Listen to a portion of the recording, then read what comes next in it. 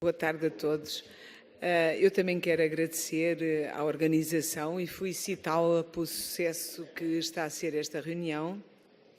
Quero-vos cumprimentar a todos os colegas da assistência e todos os colegas com quem tenho o prazer de estar aqui nesta mesa. O querido amigo Dr. Jorge Espírito Santo, a Noémia, Afonso, a Ana Paes, todos oncologistas de destacado nome dentro da nossa comunidade oncológica, que dispensam qualquer apresentação, e os nossos dois convidados, ilustres oncologistas de renome internacional, que temos entre nós.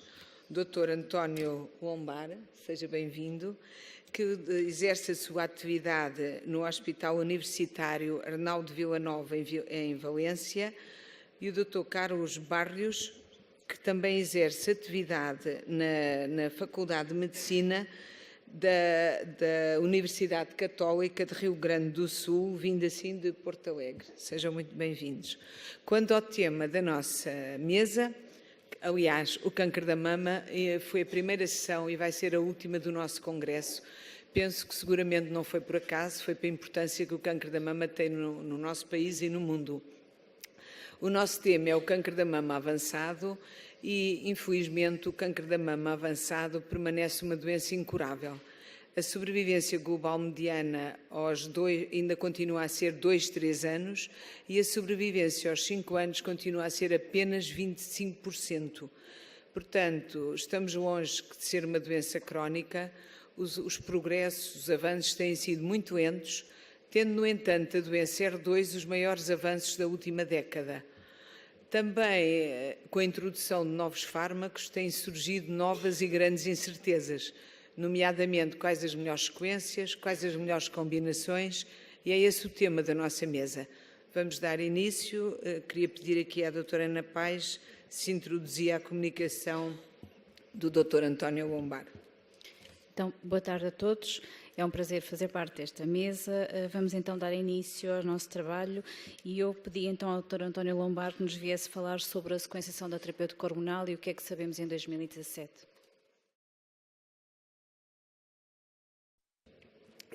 I remember when I was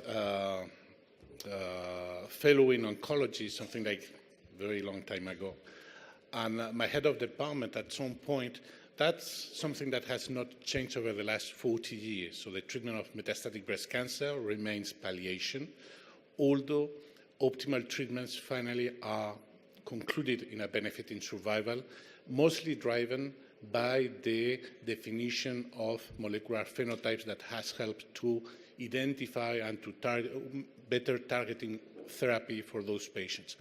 But 40 years ago, I remember at that time, we were doing high-dose chemotherapy with the stem cell support to treat metastatic breast cancer patients. And we really thought that we will be able to change the behavior of patients just by this aggressive approach. And my head of department at that point was really a believer on high-dose chemotherapy, and he really trusts that we will be able to do that. Unfortunately, 40 years later, we're in the same range, so playing just to maintain quality of life. But it is true that we are little by little improving the survival for patients.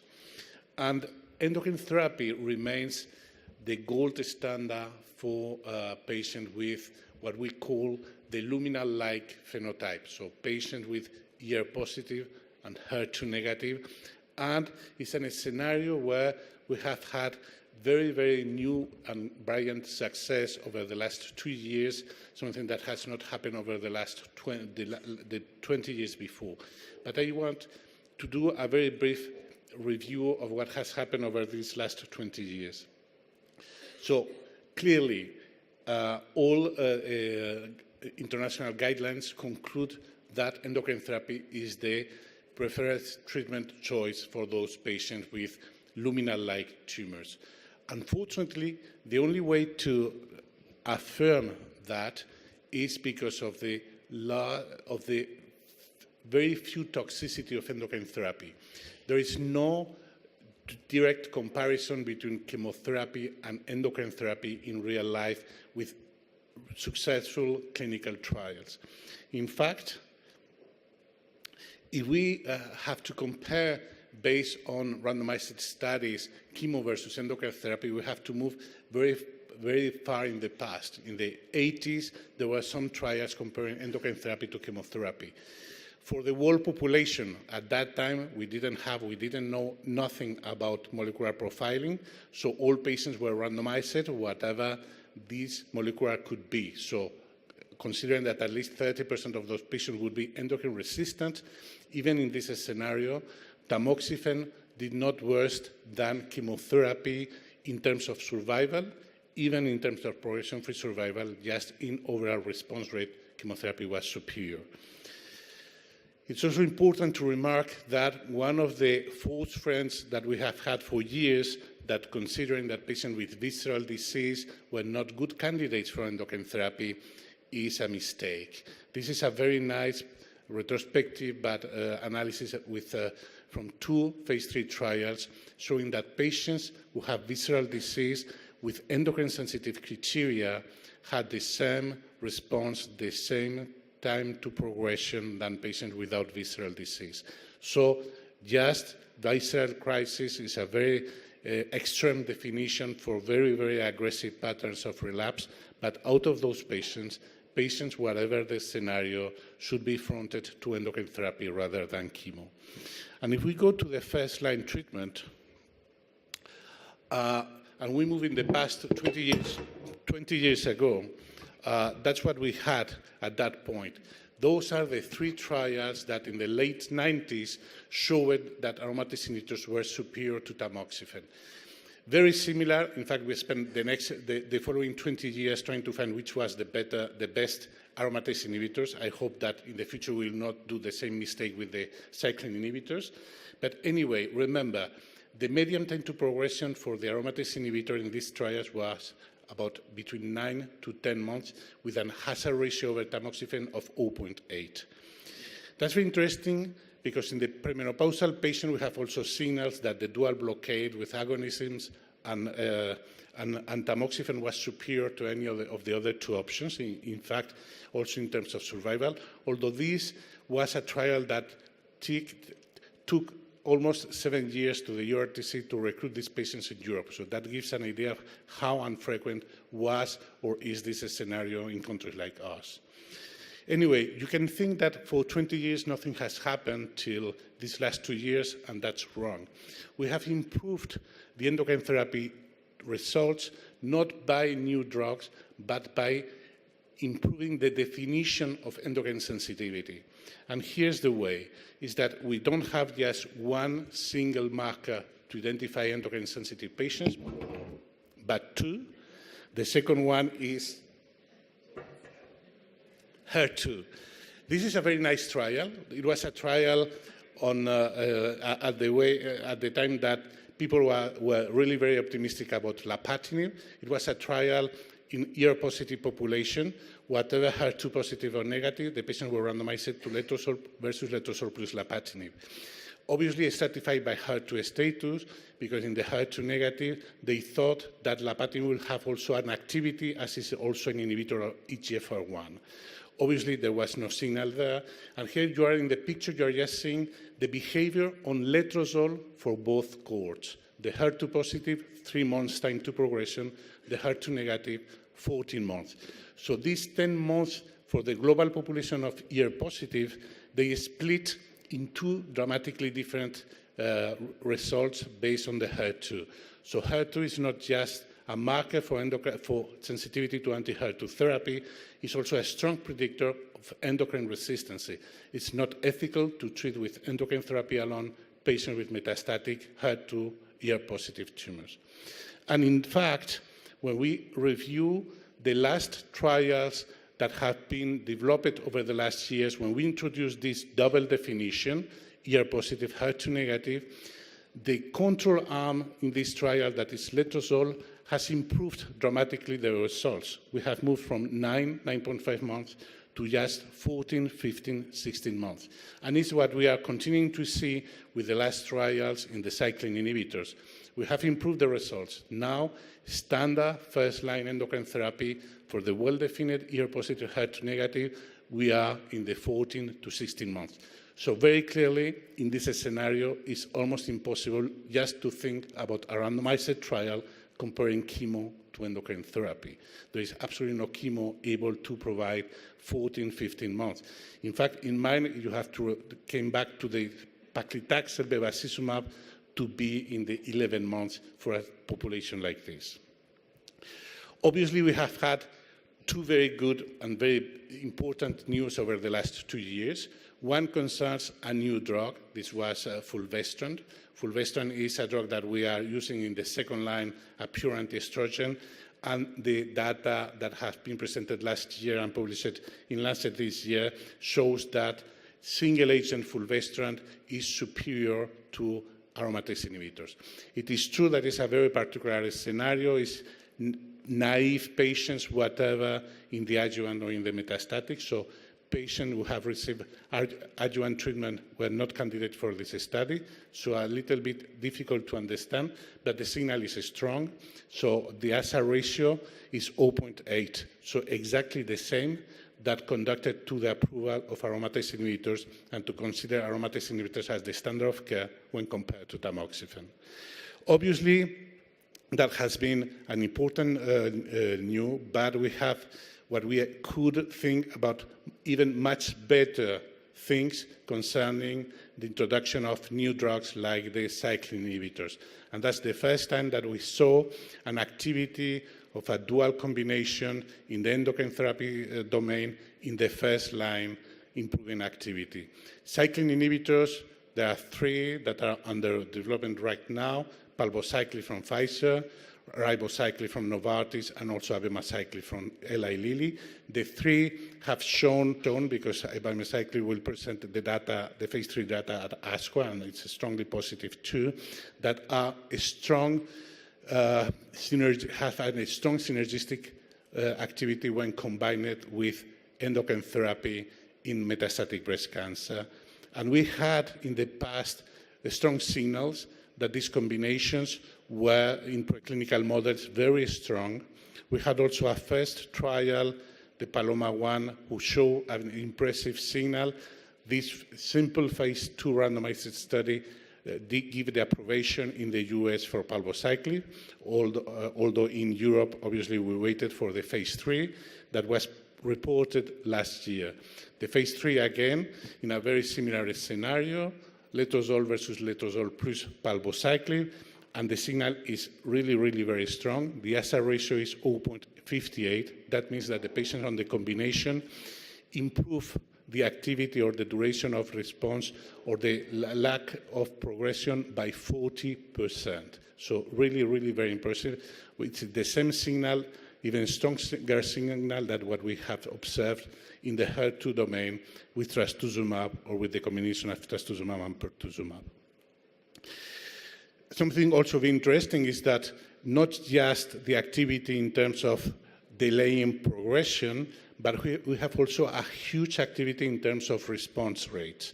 And among the patients who have this measurable disease, the response rate achieves 55%. And other thing that has not been published is that these responses appear very quickly. So in fact, within 2 months, 3 months, the vast majority of patients that will respond had already responded. So it's very close in their activity to what we can expect from chemotherapy in scenarios like this. We have had also a second drug with a phase 3 published, is ribociclib. Ribociclib is the drug from Novartis, and the data are exactly the same in terms of activity. Here, the hazard ratio is 0.56, so exactly the same molecules. In fact, even in the toxicity profile, are almost identical. So probably in the next future, we'll have at least 2 options to move patients in the first line with these combinations. Obviously, the front line is very clear. So the best recommendation is if you have the option to access to a combination with cyclin inhibitors, that will be the best treatment for a large number of patients. I'm not saying that this should be the standard of care right now, because there are still questions that we should resolve in the future about the combinations, like what happened thereafter, we have to see a signal or not. But clearly here, the role of chemotherapy is just limited to these very, very aggressive visceral crisis patients. What happened in the second line? Because unfortunately, almost all patients will finally progress. We have recommendations about continuing on endocrine therapy, and it seems reasonable, although when we analyze the pattern of treatment in Europe or in the US, the vast majority of clinicians at the time of the second line, they move patients to chemotherapy. In fact, these two analyses from Europe and the US published 2 years ago, they both are very similar in terms that less than 1 out of 4 patients, so less than 25% of patients, receive 2 endocrine therapy lines before being moved to chemotherapy. The vast majority of patients are treated with chemotherapy after just 1 line of endocrine therapy. Okay? And it is true that we have a lack of markers that could help us to take decisions about which are the best candidates to continue on endocrine therapy on progression to the first line.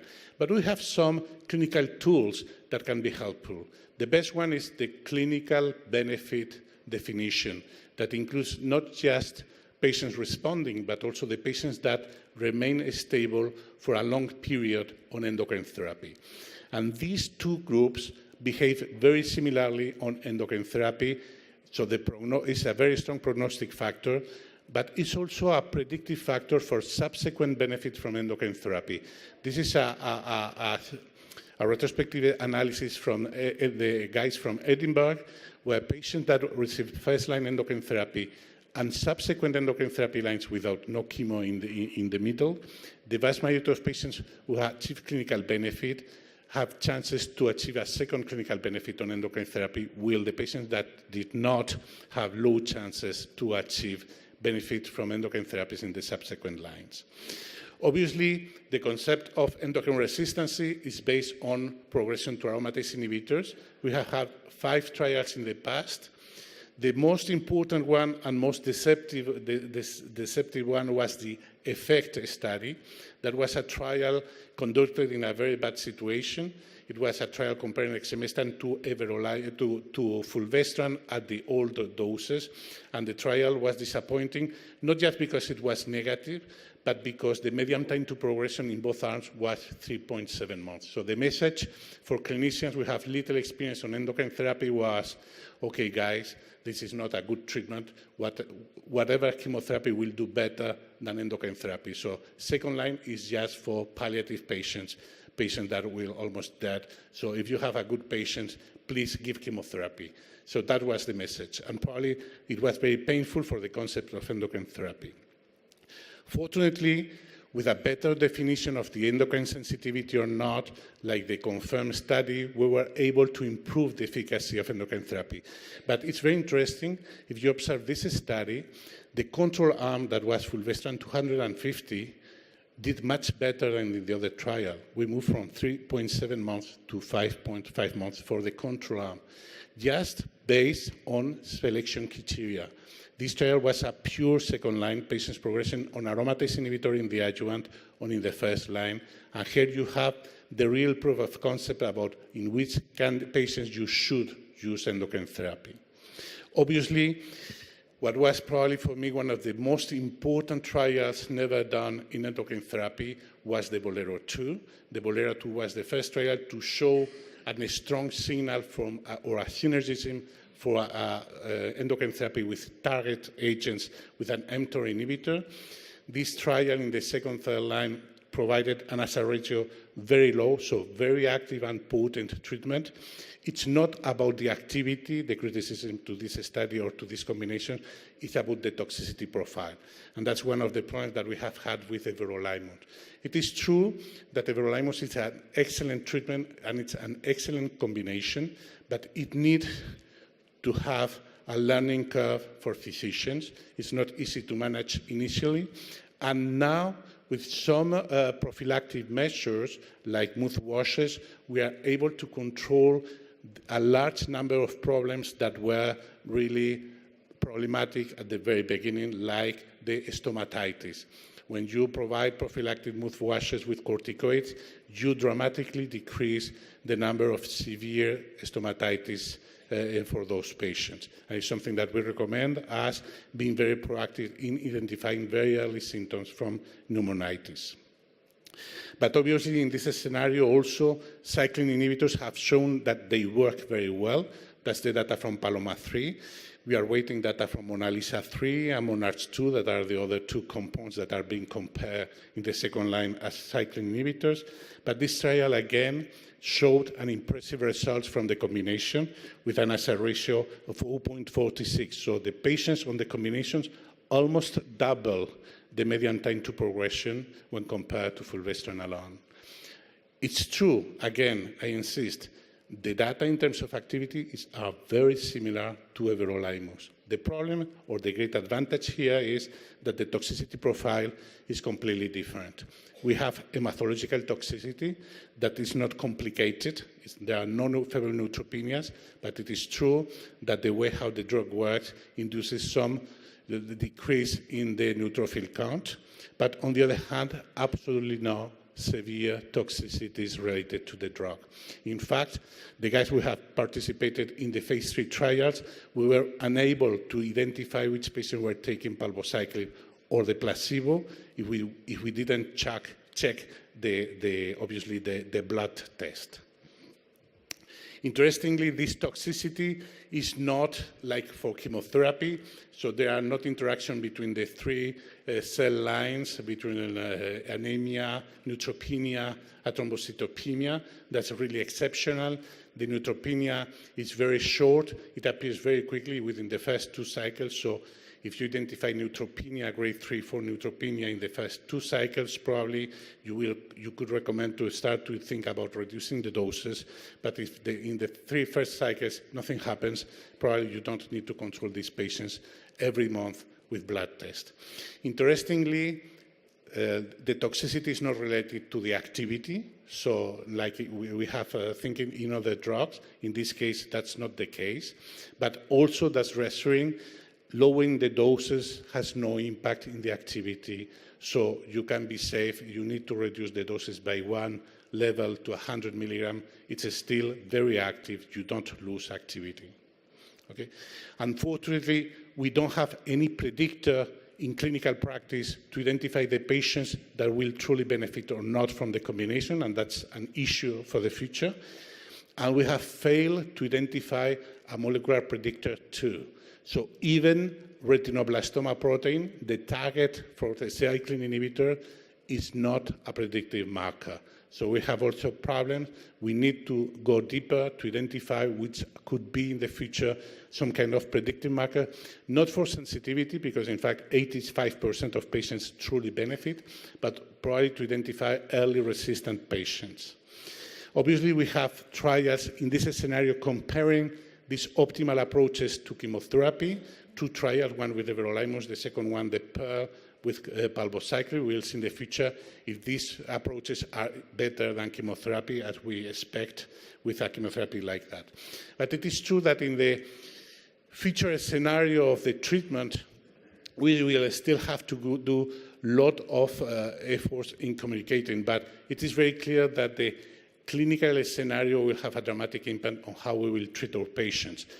It is true, the vast majority of patients right now, when we will have the indication or the approval or the reimbursement by the government, I think that the vast majority of patients will be treated with cyclin inhibitors. But I still think that there are room for patients to wait to the second line for the cyclin inhibitors.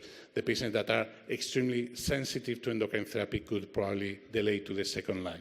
And it's also true that we will also be able to move forward for those patients that actually are treated with chemotherapy instead of endocrine therapy because they thought of aggressiveness disease that is not realistic and that for which probably the combination will do much better, not just in quality of life, but also in activity than any chemotherapy.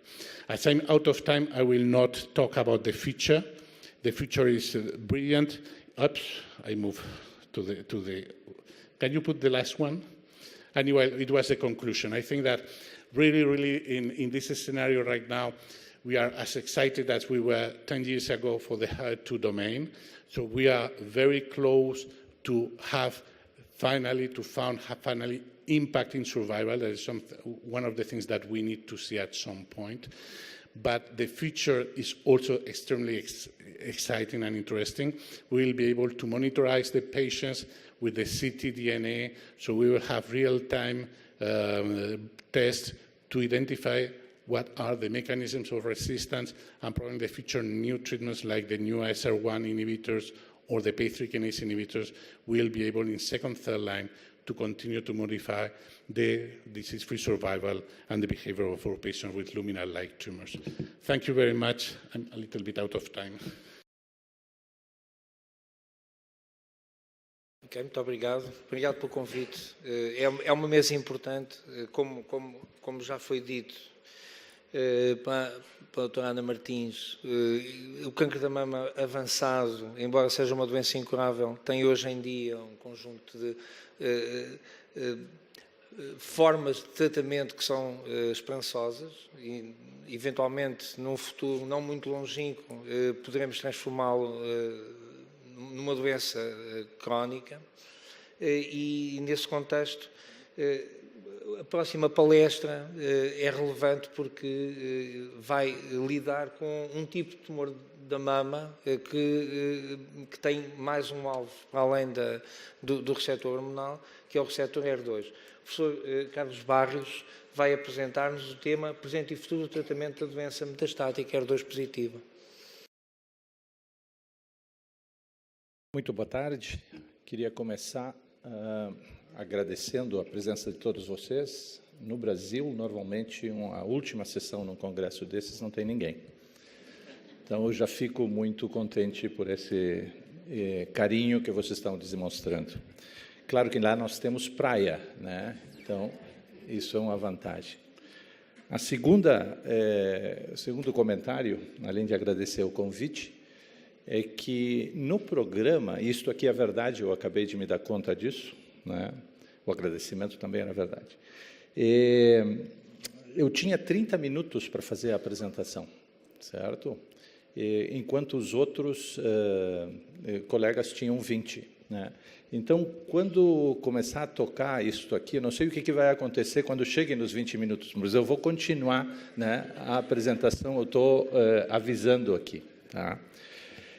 O que eu vou fazer nesses próximos minutos com vocês vai ser discutir uma história de sucesso. Provavelmente, e sem muita argumentação, seja a maior história de sucesso na oncologia moderna nos últimos 20 anos.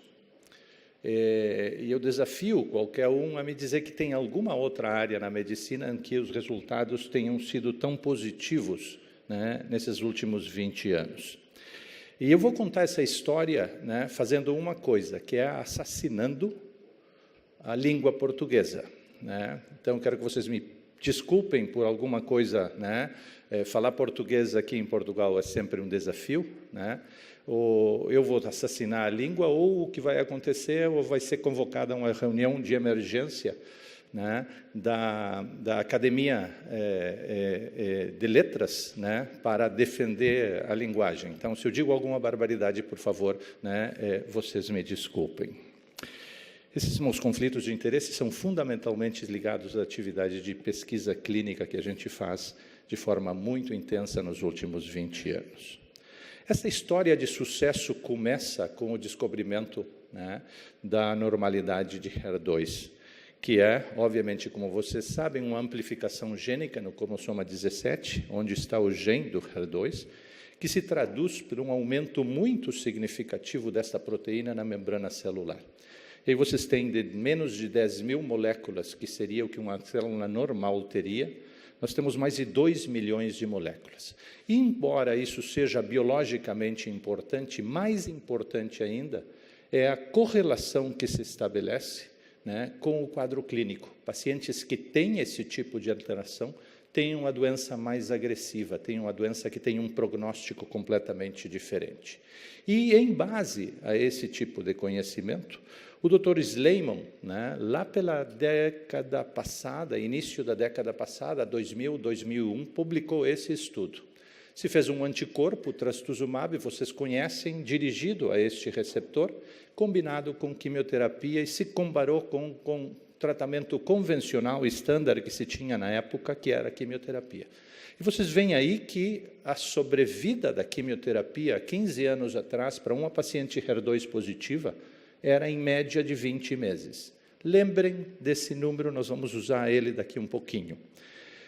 A combinação com trastuzumab melhorou isto significativamente com uma diferença de 5 meses. Isso estabeleceu e mudou para sempre o tratamento das pessoas ou pacientes com doença HER2 positiva.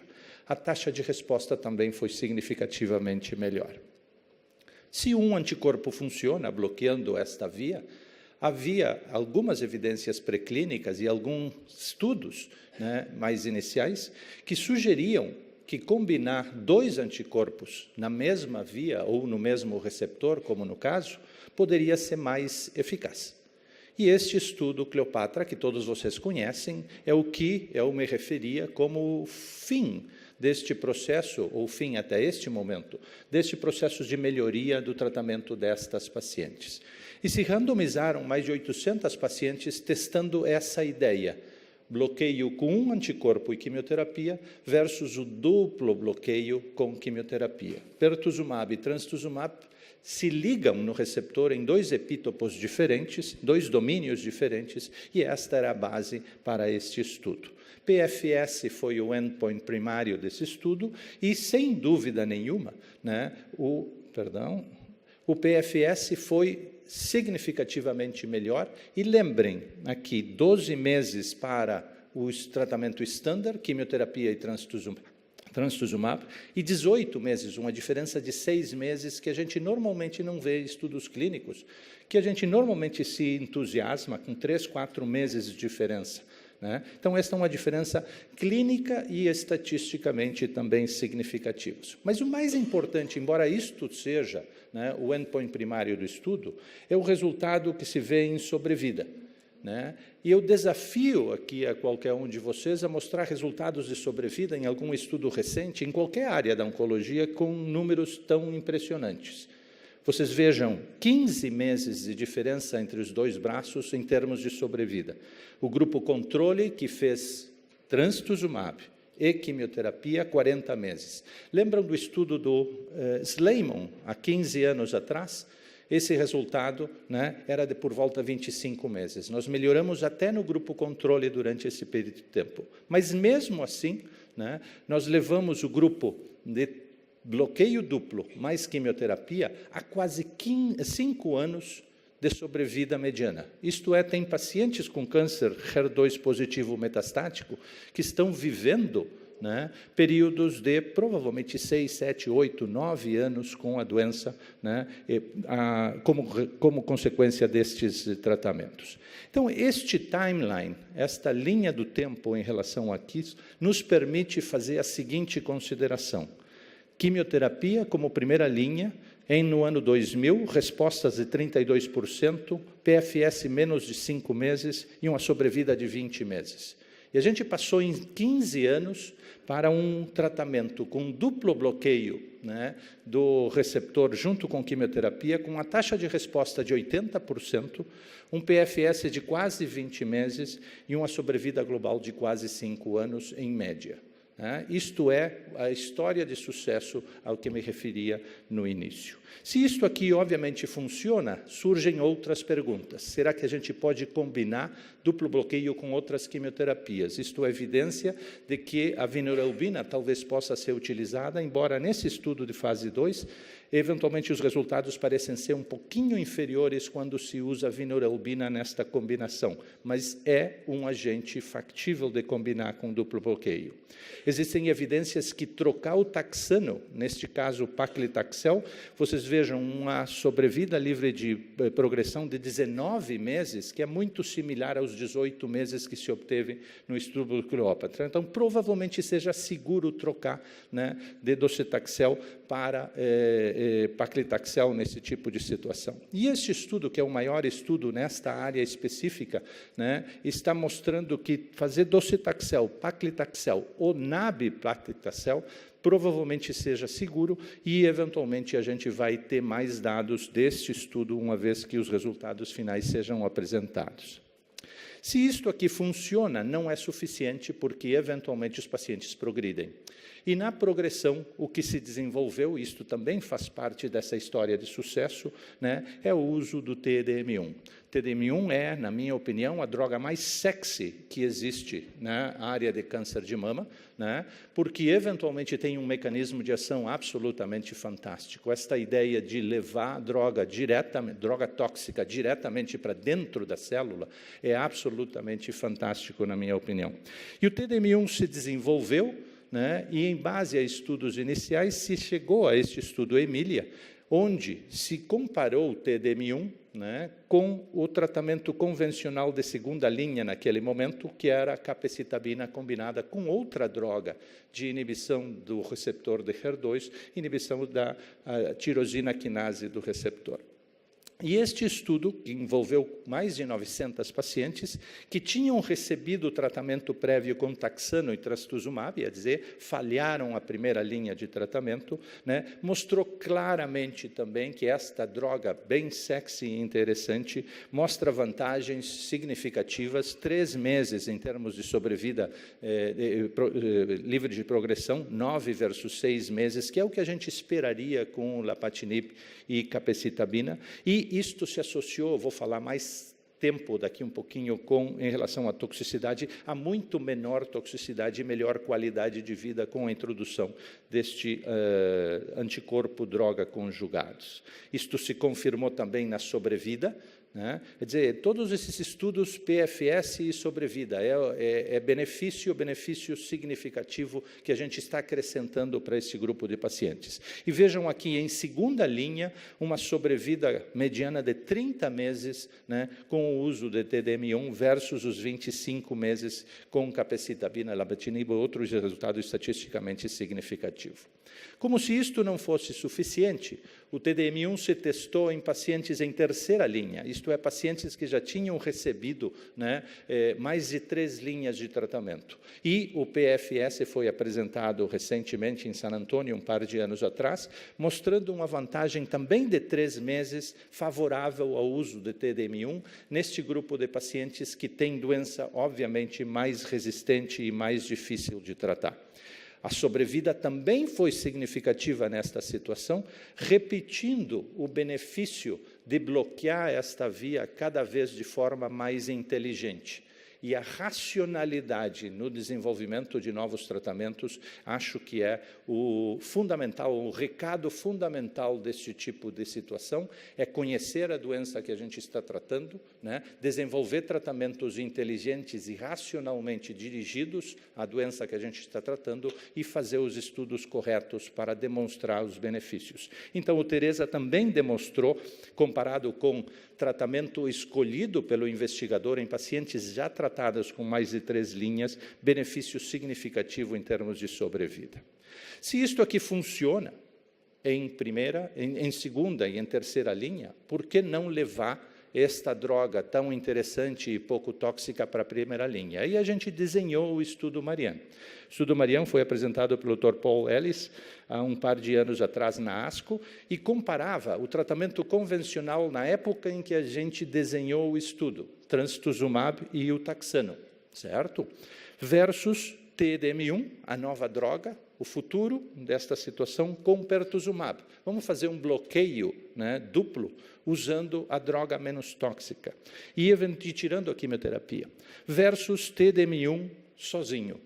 E os resultados desse estudo, que era um estudo de não inferioridade, mostraram que o TDM1 não era inferior, mas não foi, em nenhuma das análises que foram feitas, superior ao tratamento convencional.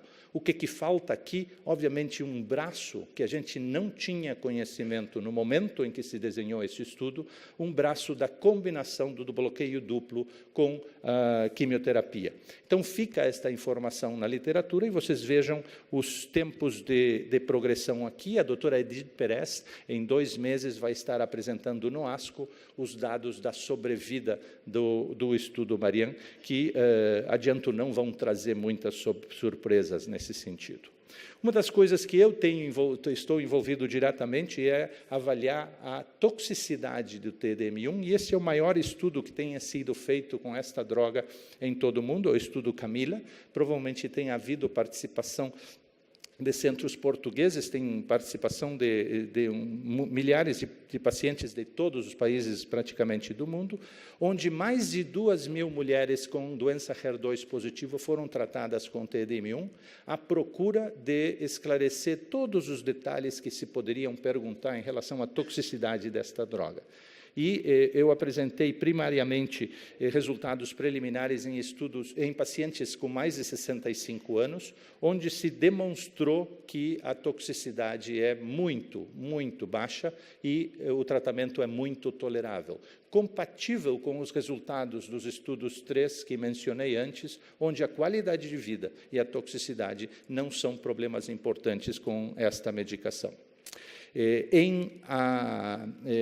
No ASCO, agora em junho, vamos apresentar o resultado final, né, a análise final, né, do estudo Camila em relação à toxicidade. Falado, né, isto em termos da eficácia desse tratamento, né, bloqueio da via HER2, de 2 anticorpos, eventualmente existem questões e problemas importantes, porque nem todas as pacientes se beneficiam para sempre. Geralmente, nós temos recorrências, nós não estamos, lamentavelmente, curando ninguém com esta situação.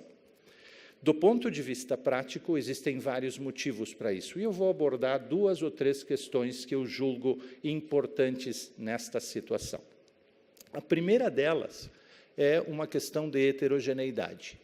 Se a gente chegou aqui identificando uma população de pacientes específico e desenhando tratamentos específicos para essa população, é fundamental que a gente não perca a noção do objetivo ou do processo que a gente está utilizando para avançar. E isto aqui, essencialmente, nos diz que a doença HER2 positiva não é uniforme. O Antônio mencionou algumas coisas de diferenças em relação a receptores hormonais, e eu vou tocar em algumas coisas mais específicas com outro enfoque em relação a isto. Isto são dados do Dr. Alexei Prat, do Vall d'Hebron, que na época que trabalhava com o Dr. Charles Perroux, né, mostrou claramente que HER2, embora seja característico do ponto de vista molecular do grupo de pacientes que tem HER2 enriquecido do ponto de vista genético, ele está presente em outros subtipos de câncer de mama. E o que a gente chama de clinicamente HER2 positivo é um conjunto, do lado direito e esquerdo do slide, é um conjunto de outras alterações que envolve, inclusive, expressão de genes dos receptores hormonais. Então, esta heterogeneidade é algo importante que a gente tem que reconhecer. Nem todas as pacientes com câncer de mama são iguais e nem todas as pacientes com doença HER2 positiva são iguais. A principal diferença que eu gostaria de discutir com vocês nesses próximos diapositivos é a doença HER2 positiva de acordo com a expressão de receptores hormonais.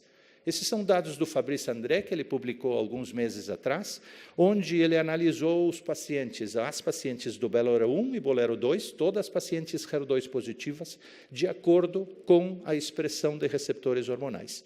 E vejam vocês de forma muito clara que se a gente vê a expressão gênica dessas duas populações, nos 2 estudos, nós podemos claramente, eu não preciso ser um biólogo molecular para dizer que a população receptor hormonal positiva é diferente do ponto de vista da expressão gênica da população receptor hormonal negativa. Entretanto, nós tratamos todas elas iguais. Então, este é o que isso que a gente fazia antes de descobrir HER2, nós temos que evoluir, esta é talvez uma avenida para a evolução. Nós temos que começar a tratar essas pacientes com diferenças que contemplem esta biologia que é distinta. Nós sabemos há muito tempo que existe uma interação clara, o que se chama de crosstalk, em relação ao receptor hormonal, via do receptor hormonal e a via de HER2. Se a gente sinaliza pela via de HER2, nós vamos desregular a sinalização pela via endócrina, e o contrário também é verdadeiro. E talvez mecanismos de resistência incluam esse crosstalk, é algo que a gente tem que definir ainda. Muito interessante, e é algo que a gente não lembra ou considera. Este é um dos novos paradigmas da oncologia moderna. Um dos novos paradigmas da oncologia moderna vem do câncer de pulmão. Câncer de pulmão EGFR positivo, a gente trata com um inibidor de tirosina quinase. 1 ano depois, o paciente recorre, o que a gente faz? Troca de tratamento. Não. A gente faz outra biópsia para fazer o diagnóstico de qual é a doença e qual é o mecanismo que essa doença está usando para progredir. E, de acordo com esse mecanismo, eu faço esse segundo tratamento. Do ponto de vista prático, isso está recém se transmitindo para as outras áreas da oncologia. E este é um exemplo. Isto foi apresentado em dezembro, alguns meses atrás, em San Antônio, e é o perfil genético de pacientes com doença receptor hormonal positiva na recorrência. Não é o perfil dos pacientes no momento do diagnóstico. O que acontece quando a doença recai?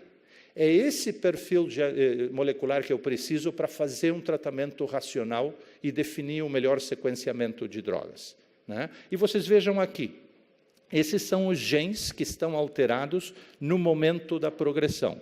E aqui vocês veem os genes que normalmente estão alterados, né, no início, na doença inicial e na progressão, mas tem um conjunto de outros genes que não estão alterados no momento do diagnóstico inicial, na doença primária, e sim aparecem alterados no momento da progressão, que talvez representem os diferentes mecanismos de resistência que aquele tumor está utilizando para progredir.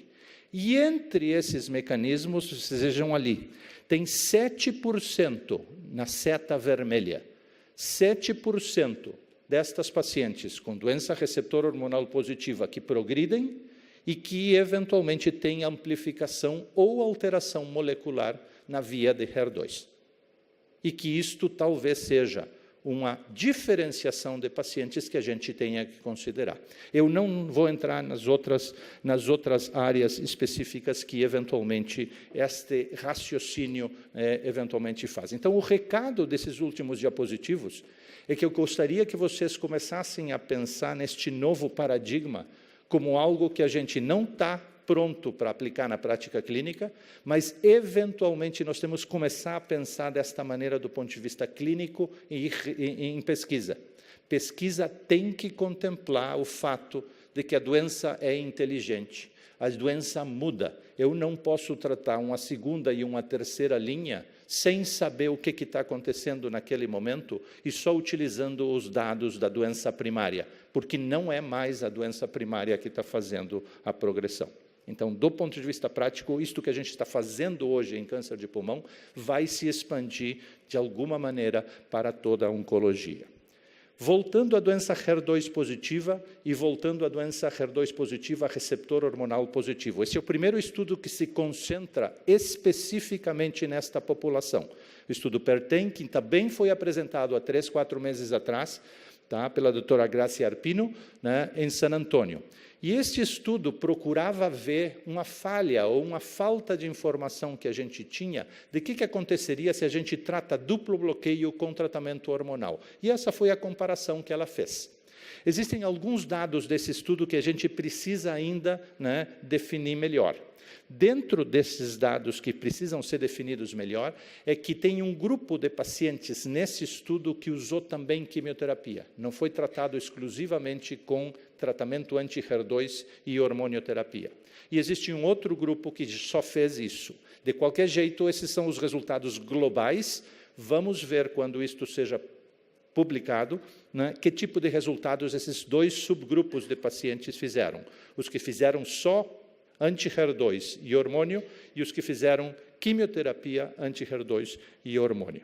Então, os resultados foram muito interessantes e vejam o tempo para a progressão de 18,8 meses. Exatamente o mesmo tempo para a progressão que se viu no estudo Cleópatra. Tá? E o grupo com trastuzumab e inibidor de aromatase fez 15 meses para esse tipo de coisa. A duração mediana da resposta, vejam, isso aqui é extremamente interessante, foi quase 30 meses, foi 27 meses para o grupo que fez o duplo bloqueio mais inibidor de aromatase. Né? Um resultado que indica, para mim, em termos de interpretação, que tem um subgrupo de pacientes com doença HER2 positiva e que expressa receptores hormonais, que poderá se beneficiar, talvez, de tratamento não contendo quimioterapia. Nós ainda precisamos identificar esse subgrupo de pacientes, mas é isto que este estudo, eventualmente, nos aconselha para o futuro. Voltando à questão, né, da racionalidade do que a gente faz, eu acredito que não exista muita dúvida na cabeça de qualquer um de vocês de que a solução para o câncer daqui para frente é com combinações. Mas as combinações precisam ser racionais. A gente precisa fazer uso, não como a gente fazia com a quimioterapia, em que a gente combinava agentes baseados em toxicidade.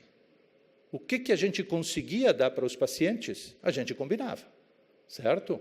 As informações básicas era pegar da prateleira o que a gente tinha disponível e, eventualmente, fazer uma combinação que fosse factível para aquele paciente.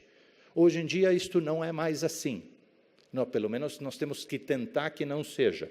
Então, isto aqui, eventualmente, nos diz a racionalidade desta interação entre a via de sinalização dos receptores hormonais, e aí vocês têm várias maneiras de bloquear esta via, a via dos receptores de fatores de crescimento, né, que pode ser bloqueadas de várias maneiras, no caso, anti-HER2 é o mais óbvio, e, eventualmente, a inibição de PI3 quinase, que está em estudo, né, em várias áreas específicas, como o mecanismo de resistência, e a perspectiva de bloquear o ciclo celular, ali com palbociclib, que faltou ali, ribociclib e abemaciclib, como drogas novas. E aí a gente tem a possibilidade de combinar todos esses tratamentos que provavelmente sejam factíveis de ser combinados, né? Vem a questão da toxicidade, com a perspectiva de ter melhores resultados. E eu vou mostrar só alguns dados que talvez tenham passado desapercebido para vocês,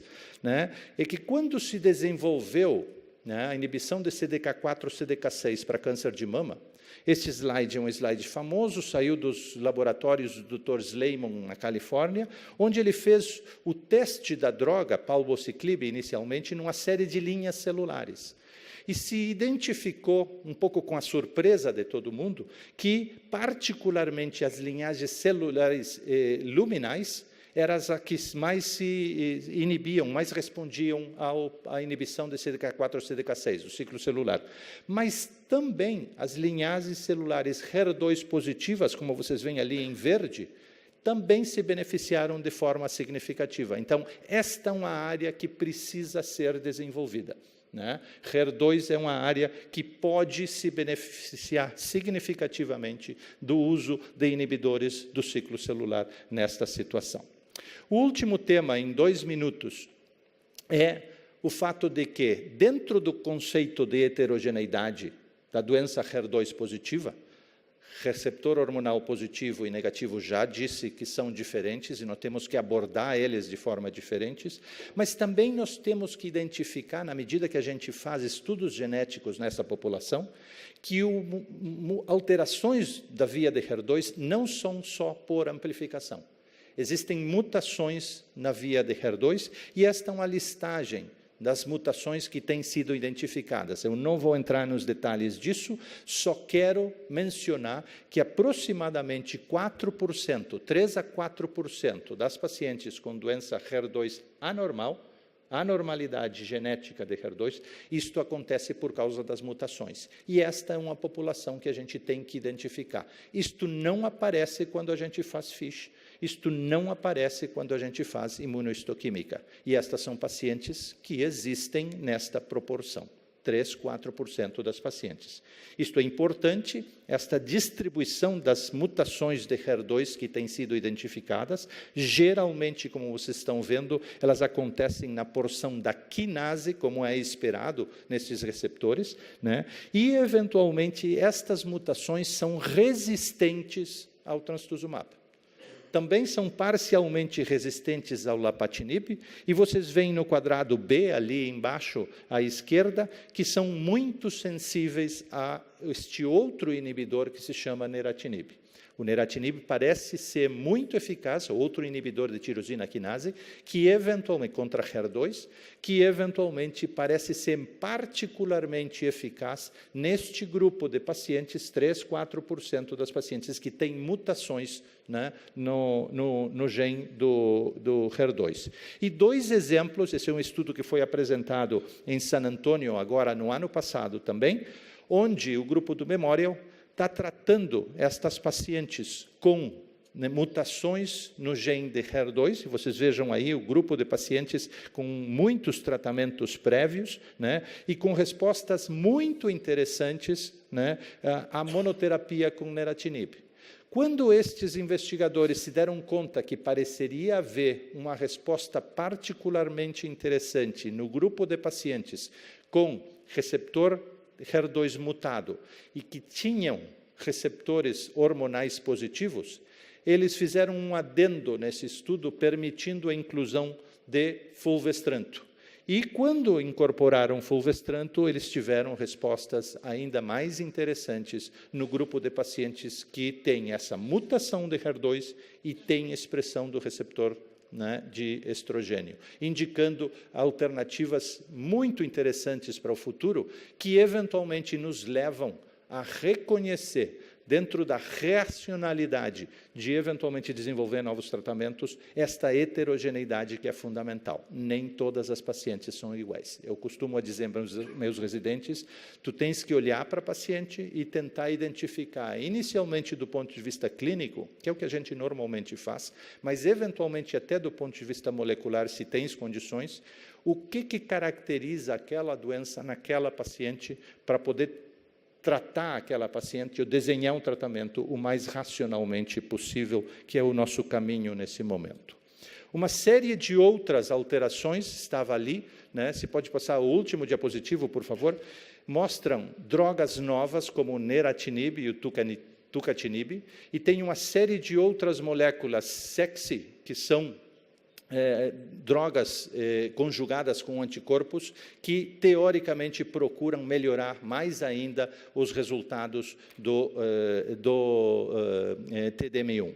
E, do ponto de vista prático, né, é fundamental reconhecer, dentro dessa historinha que contei para vocês, que o conhecimento da biologia desta alteração HER2 positiva tem levado a uma melhora revolucionária no tratamento destas pacientes com câncer de mama. A seleção de pacientes e o reconhecimento dos mecanismos de resistência são fundamentais para que a gente continue melhorando. E, do ponto de vista prático, eu quero deixar vocês com o conceito que a história do HER2 positivo é um dos grandes exemplos desse paradigma de seleção de pacientes e individualização de tratamento. Muito obrigado. Não podíamos finalizar da melhor maneira com a doutora Noémia Afonso, que vai falar sobre o papel da quimioterapia após hormonorresistência. Olá, boa tarde a todos. Acho que aguentam ainda durante aqui a tarde de sábado. Não sei se vai ser da melhor maneira, mas depois destas 2 apresentações, acho que já estamos tão esclarecidos que não há muito mais a dizer. Ora bem, eu não sei. Onde é que eu passo aqui isto? Já está. Consegui. E o tema que me propuseram não é um tema muito simples, também não é um tema muito inovador, porque não há muitas novidades a dar, mas é importante porque é algo que nos acontece no nosso dia-a-dia, ou seja, ouvimos hoje falar de terapêuticas endócrinas, como a terapêutica endócrina está indicada na abordagem do cancro da mama hormonossensível, na primeira linha, em linhas subsequentes, mas o que nós sabemos é que, à medida que vamos fazendo uma ou outra linha endócrina, mesmo associada a uma terapêutica dirigida como o everolimus ou o palbociclib, a resistência vai acabar por se desenvolver e então vamos ter que ter outras opções para o doente e aí vamos procurar a quimioterapia. Ou seja, sabemos que muitas vezes a opção por quimioterapia ocorre mais precocemente do que era suposto, mas a certeza temos que, em algum momento, estes doentes vão precisar de quimioterapia porque progrediram e desenvolveram resistência à terapêutica endócrina. O que me propus hoje era falar um pouco sobre como é que vamos abordar este cancro da mama avançado com expressão de receptores hormonais e ausência de expressão de HER2. Sobre o HER2 já vimos também tudo o que havia a dizer. Passando muito rapidamente sobre quais são as opções dos médicos e quais são as opções depois em termos de quimioterapia, como é que nós definimos na prática clínica esta resistência à terapêutica endócrina, que opções de quimioterapia é que temos em primeira linha sequenciais e se realmente há uma sequência estabelecida, como vamos fazer esta sequenciação de tratamento.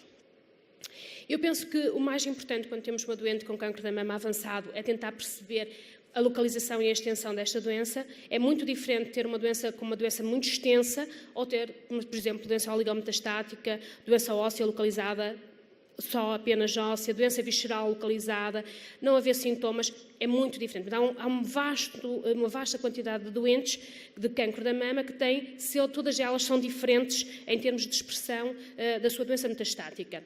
Por outro lado, muitas vezes diferenciamos as doentes em termos de envolvimento ósseo e envolvimento visceral e sabemos que o envolvimento visceral nem sempre traduz ou induz uma grande agressividade que se deva levar a uma alteração da indicação para a terapêutica endócrina. Ou seja, o envolvimento visceral por si só não implica que não se faça terapêutica endócrina ou terapêutica endócrina associada a uma terapêutica alvo. Por outro lado, é importante a avaliação clínica e analítica do doente. Eu insisto um pouco na avaliação analítica, porque muitas vezes esquecemos desta avaliação analítica, por exemplo, em doentes com mutação hepática, em que alterações das enzimas hepáticas podem dizer que há muito fígado em sofrimento e, apesar do doente estar assintomático, pode ser necessário haver uma resposta mais rápida. Mais de um terço do envolvimento hepático pode estar na base de uma rápida evolução da doença na forma de uma crise visceral e devemos identificá-la muito precocemente. Por outro lado, também já foi falado a biópsia da lesão metastática. Esta é importante. Em que fase vamos fazê-la? No início, em todas as progressões de doença que houver. Nós sabemos que realmente isso já foi dito hoje. A doença vai evoluindo, as mutações vão sendo adquiridas e vão perdendo expressão de alguns marcadores que são importantes ou adquirindo outros marcadores que podem ser alvo. E, portanto, se calhar, vamos cada vez biopsar mais e de cada vez identificar outros alvos que vão ser úteis na nossa definição de estratégia terapêutica. Basicamente, nós sabemos que esta biópsia nos pode ajudar também a identificar um grupo de doentes que será mais resistente à terapêutica endócrina porque perdem a expressão de receptores de estrogênio e progesterona ou apenas de progesterona. E mesmo a perda de receptores de progesterona pode associar-se a alguma resistência da terapêutica endócrina. Isto, por si só, pode ser uma indicação para nos orientar na seleção de uma ou outra terapêutica. E, obviamente, o tipo e tratamento que foram feitos e o tempo desde o último tratamento que foram feitos. Isto leva às nossas opções terapêuticas. A terapêutica endócrina, mais ou menos uma terapêutica alvo, também já foi muito esclarecido hoje, é aquilo que está em cima da mesa como uma terapêutica de primeira linha, por todas as guidelines, exceto crise visceral. Não vamos entrar aqui por definição de crise visceral. Eu acho que a crise visceral é difícil de definir. Talvez doença avançada, ou doença agressiva, ou doença muito sintomática, potencialmente fatal, sejam tudo sinónimos. Eu acho que o bom senso clínico consegue identificar realmente estas doentes que estão em risco de terem uma doença potencialmente fatal a curto prazo e em que queremos ter uma resposta muito rápida para termos o controle da doença. O que é isto de resistência à terapêutica endócrina? Será que nós conseguimos clinicamente dizer quais são os doentes que são resistentes e não são? Será que estes doentes têm todos indicação para quimioterapia ou alguns destes doentes poderão até correr muito bem com a associação de uma terapêutica dirigida como o everolimus ou o palbociclib que agora temos disponíveis? Provavelmente ambos estes fármacos mostraram que associados à terapêutica endócrina podiam levar a alguma reversão da resistência à terapêutica endócrina. Portanto, resistência endócrina por si só, sendo partindo do princípio que na metástase continua a haver expressão de receptores hormonais, pode não ser critério para introduzirmos a quimioterapia numa fase mais precoce. E assim, este esquema já o conhecemos todos, realmente a primeira linha terapêutica endócrina, a segunda linha terapêutica endócrina, até uma terceira linha terapêutica endócrina, era assim que classicamente nós tentávamos introduzir, esgotávamos todas as terapêuticas hormonais que tínhamos e só depois passávamos à quimioterapia. Mas a quinta fase, vamos ter progressão, que vai justificar uma reavaliação da doente, uma reavaliação da extensão da doença, uma reavaliação analítica e decidir se essa doente é de facto candidata a uma segunda linha terapêutica endócrina ou se devemos pensar em introduzir a quimioterapia. E eu penso que este ponto da situação que se faz a cada fase de progressão é muito importante. Ou seja, reavaliar toda a extensão da doença, despistar novas metástases viscerais, a extensão dessas metástases viscerais e que impacto é que estão a ter na vida da doente, para percebermos se ela precisa ou não de quimioterapia em qualquer uma destas fases. E é interessante perceber que em dados de vida real, este é um estudo de 2014 e depois há um estudo mais recente, há muitos clínicos que ainda optam, mesmo em primeira linha, por introduzirem quimioterapia. E se muitos peritos em oncologia e em câncer da mama defendem que isto é um erro, temos que pensar que estes clínicos tratam câncer da mama e podem ter as suas razões para introduzirem a quimioterapia. Muitas destas doentes precisarão de quimioterapia. Claro que pode haver também o receio da doente e do médico de que a quimioterapia, sendo uns comprimidinhos, não será tão eficaz como a quimioterapia. Portanto, a hormonoterapia será afastada em detrimento da quimioterapia. Mas a verdade é que cerca de 30% dos médicos, 30% a 40%, dependendo das zonas da Europa, optam por fazer quimioterapia em doentes com expressão de receptores hormonais em primeira linha de tratamento paliativo, o que parece demais para aquilo que esperaríamos. E sucessivas linhas de terapêutica endócrina são ainda menos utilizadas. Isto leva a dizer que ou realmente as guidelines não estão a ser acompanhadas ou as guidelines não estão a ser adaptadas à prática clínica.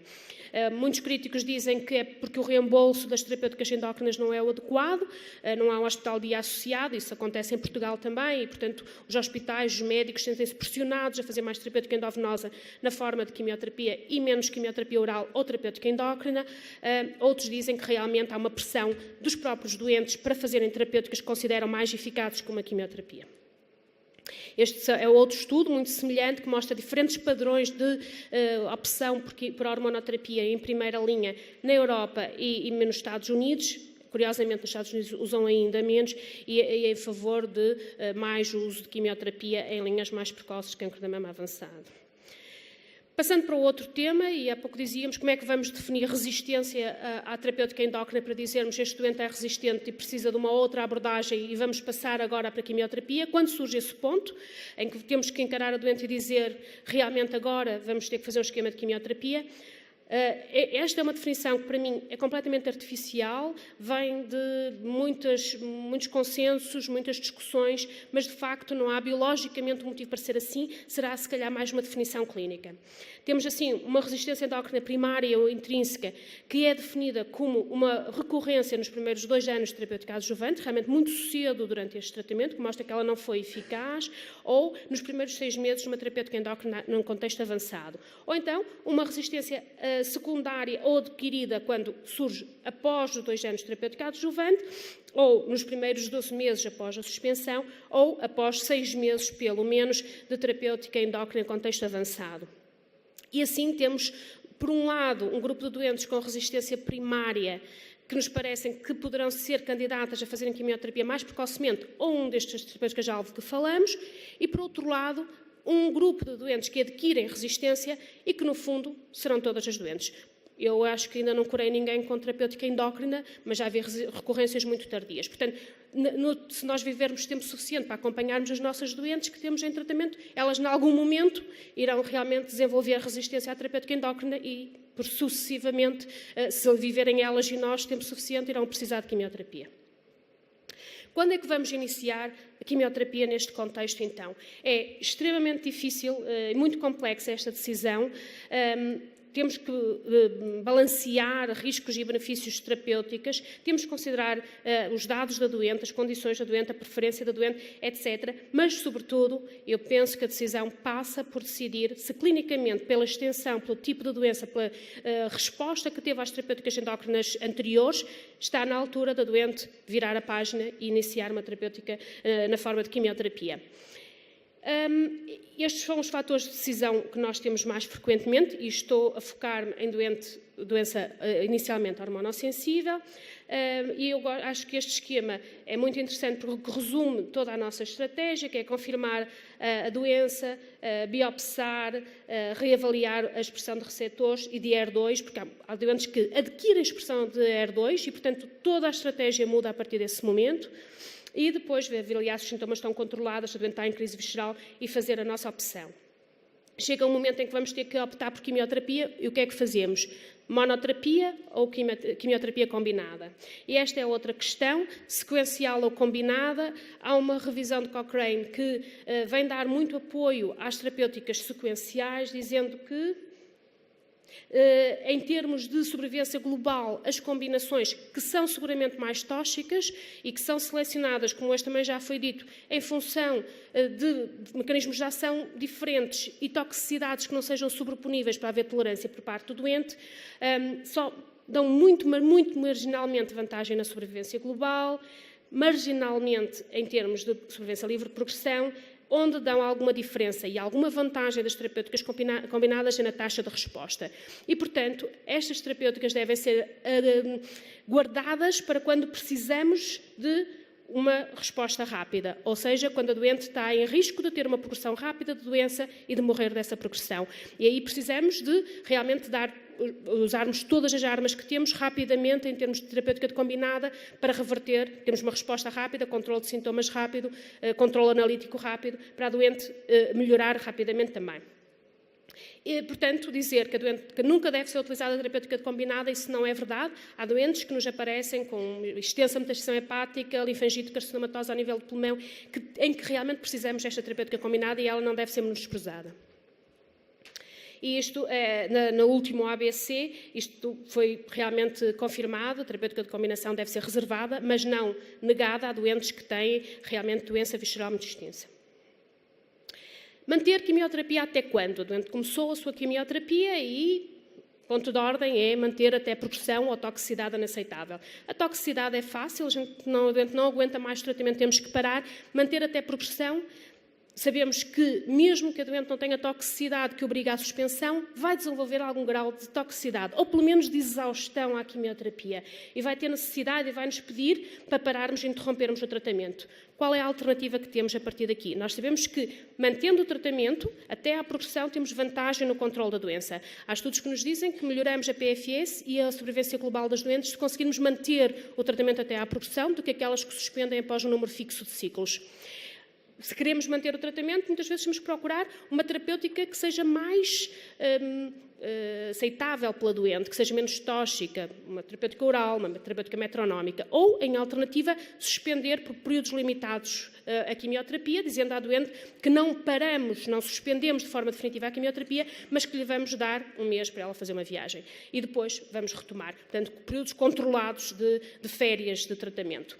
Há muitos médicos que optam por fazer isto, há outros que optam, dependendo da situação, por introduzir, por exemplo, a terapêutica endócrina de manutenção, se não tiver sido já esgotada, outros que optam por fazer uma terapêutica oral, metronómica de manutenção.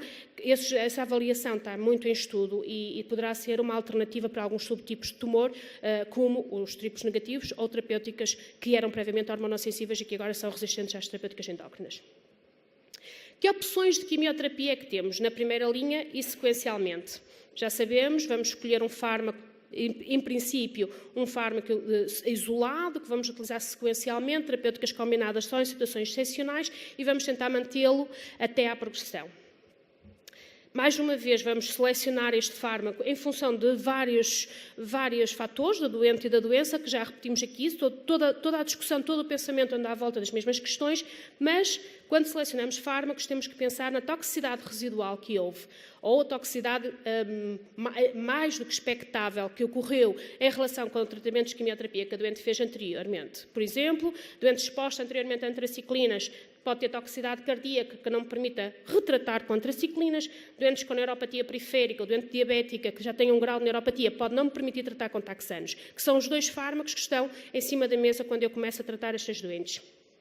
Provavelmente não há nenhum tipo de preferência de quimioterapia clássica em função do fenótipo das doentes, exceto, possivelmente, as doentes BRCA e os tais de platino. Portanto, será o único biomarcador, o único fenótipo. As doentes com cancro da mama BRCA positivo têm mais sensibilidade aos tais de platino e estes podem ser introduzidos mais cedo. De resto, não há nenhum outro marcador biológico que nos diferencie entre um lado e outro. Esperemos que fatores como o DNA circulante ou células tumorais circulantes nos venham a dar mais informação no futuro. Continuando a nossa decisão, o que é que fazemos? Se a doente esteve exposta anteriormente a antraciclinas, usaríamos taxano. Se tivesse sido exposta anteriormente a taxano, usaríamos antraciclinas. Isto porque, classicamente, estes 2 são os fármacos mais eficazes em termos de cancro da mama avançado e não devemos passar para outras linhas de tratamento ou para outros agentes de tratamento sem as doentes terem tido a possibilidade de serem tratadas com estes fármacos. Se as doentes já tiverem sido tratadas com estes fármacos em contexto adjuvante ou neoadjuvante, que é por demais frequente, então temos um grupo de fármacos em que não sabemos bem qual é que será melhor do que qual. A antraciclina, eu penso que é importante relembrá-la. Em doentes não expostas previamente à antraciclina, 25 a 50% de respostas pode ocorrer. É um fármaco muito ativo no cancro da mama. O risco é cardiotoxicidade, que nos limita à dose, a necessidade de introdução de catéter venoso central, pelo risco de extravasamento. Obviamente que agora podemos optar por formações lipossómicas, que nos permitem alargar o número de ciclos, aumentar a dose cumulativa, por ter menos risco de toxicidade. Penso que é importante lembrarmos as antraciclinas porque neste momento há muita discussão sobre a hipótese de fazermos tratamentos adjuvantes sem antraciclina e, portanto, as doentes vão ser cada vez menos expostas à antraciclina e esta pode ser colocada como uma hipótese, então, na situação de metastização. Em relação ao taxano, só muito rapidamente, houve uma revisão que tentou juntar vários estudos, 19 com baixo risco potencial, mas 22 estudos de início com mais de 6 mil doentes, em que se verificou que realmente o taxano tinha, comparativamente a outro esquema de quimioterapia que podia ser qualquer coisa, vantagem na sobrevivência global, na sobrevivência livre de progressão e na taxa de resposta. E vale o que vale, mas é uma revisão, é uma meta-análise que tenta englobar muitas doentes e muita informação e que nos leva a dizer que, apesar da heterogeneidade dos ramos de comparação, o taxano ainda é o melhor que temos e deve ser realmente oferecido às doentes neste contexto. Em termos de overall survivor, PFS e taxa de resposta, temos aqui grande benefício com o taxano e não devemos evitar usá-lo nesta situação. Obviamente parece haver menos efeito em doentes que não foram expostos a antraciclinas, daí a sequenciação antraciclina-taxano ser ainda a mais convencional. Quando falamos em taxano, que opções é que temos? Temos o docetaxel, o paclitaxel ou o nab-paclitaxel. As administrações são diferentes. Em termos de toxicidade, temos a salientar a neuropatia periférica, que é um problema e que muitas vezes leva à suspensão deste tratamento, a evitarmos prolongarmos o tratamento por longos períodos de tempo como gostaríamos. E a dor associada ao taxano, que é uma dor intensa, às vezes de difícil controle. E temos também as reações de hipersensibilidade, exceto no nab-paclitaxel. É a vantagem que o nab-paclitaxel pode trazer em doentes que não podem fazer pré-medicação com corticoides ou doentes que desenvolveram reações de hipersensibilidade. Outras toxicidades, como a alopécia, mucosite, toxicidade cutânea, são também comuns. O taxano, geralmente, é a primeira opção. É a primeira opção, sobretudo, se a doente tiver um intervalo livre de exposição prévia ao taxano em contexto adjuvante de pelo menos um ano. Se tiver pelo menos um ano, retratamos com taxano. E se tiver menos de um ano, ou doentes que progrediram sobre taxano, há alguns estudos que mostram que mesmo assim o taxano, usando outro agente, portanto não repetindo o mesmo agente, e outra forma de administração, por exemplo, passando para semanal, quando usamos trissemanal, podemos voltar a ter respostas. E isso pode ocorrer em cerca de 20% a 30% dos doentes.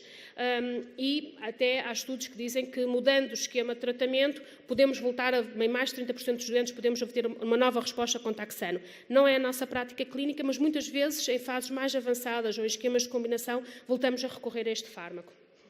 O nab-paclitaxel, que se mostrou superior ao paclitaxel usado 3 em 3 semanas, mas que não tem comparação com a dosagem habitual do paclitaxel, que é o semanal, e que tem um estudo também em segunda linha, que mostrou que realmente podia ser pelo menos idêntico ao docetaxel, mostrou que em doentes pré-tratadas, uma vez que este tipo de taxano tem um mecanismo de ação diferente, pode reintroduzir uma nova resposta. E, portanto, temos aqui um fármaco diferente, mas que também é um taxano e que pode ajudar em doentes politratadas a termos alguma taxa de resposta novamente. Vou só passar aqui um bocadinho, uma vez que estou atrasada. Outras opções de quimioterapia. Falamos de taxanos, várias opções de taxanos, retratamentos com taxanos. A capecitabina e a eribolina são muito sobreponíveis em termos de eficácia em várias linhas de tratamento. Infelizmente, em Portugal, os nossos doentes não podem ter acesso à eribolina por motivos que não consigo entender muito bem, porque, apesar de tudo, era interessante termos os dois fármacos disponíveis, podíamos usá-los sequencialmente ou então até selecionar um preferencialmente em relação ao outro, porque são fármacos que são administrados de forma diferente. A capecitabina oral, a eribolina endovenosa, e tem perfis de toxicidade também completamente diferentes e, portanto, pode ser um mais indicado do que outro, conforme o perfil da doente.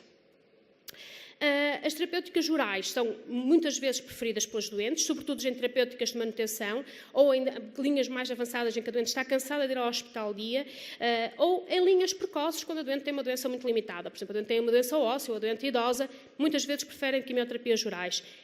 Tanto a capecitabina e a vinorelbina mostraram ser eficazes no cancro da mama avançado e temos que pensar que estamos perante uma doença incurável, a melhor sequência de tratamentos não está estabelecida e, portanto, se acharmos conveniente, temos muitos estudos de capecitabina em primeira linha que mostraram taxas de resposta sobreponíveis aos taxanos. Temos o Norbres também, que usou vinorelbina em doentes hormonossensíveis, apenas com doença óssea, que também mostrou grande eficácia. A toxicidade é aceitável e manejável com ambos os fármacos e, portanto, definindo o perfil da doente, podemos optar por uma terapêutica oral, preservando a qualidade de vida. Por outro lado, já foi falado neste congresso sobre quimioterapia metronómica, portanto, não me vou alongar aqui. Penso que é uma opção também, sobretudo nas doentes com doença hormonossensível mais indolente, ou às vezes em fases mais avançadas da doença, conseguimos às vezes não taxas de resposta altas, mas estabilizações de doença importantes, e eu acho que é importante vermos que o painel de peritos em cancro da mama na Alemanha definiu que a quimioterapia em doentes previamente tratados com taxanos e antraciclinas com expressão de receptores hormonais e HER2 negativo, podíamos propor quimioterapia metronómica com preservação da qualidade de vida e controle de sintomas. Terapêuticas combinadas, vários esquemas, a base de taxano está lá, mas o platino também, em função do subtipo, da extensão da doença e da exposição prévia a fármacos. E assim, em resumo, o que é que eu diria? Potencialmente, todas as doentes com expressão de receptores hormonais e ausência de expressão de HER2 vão precisar, em alguma fase da sua doença, se não morrerem antes, de quimioterapia, porque vão desenvolver resistência às terapêuticas endócrinas subsequentes.